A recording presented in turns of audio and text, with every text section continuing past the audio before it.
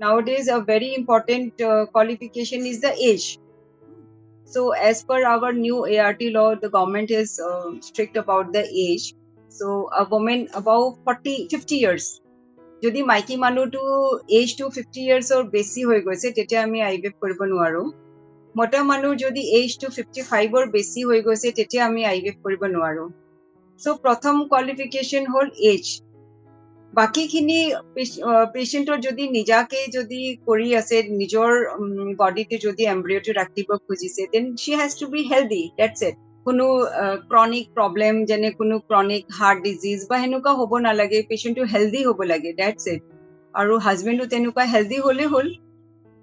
বাকী তেনেকুৱাতো একো ক্ৰাইটেৰিয়া নাই কি মানে হেৰি কিবা কোৱালিফিকেশ্যন লাগে সেনেকুৱা নাই। Age is the only criteria.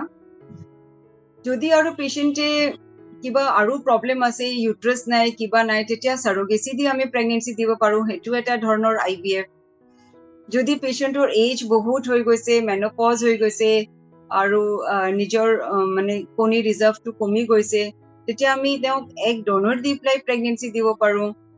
So' actually basically speaking age is the only criteria যোনটো আমি চাওঁ, আৰু পেচেণ্টৰ হেল্থ।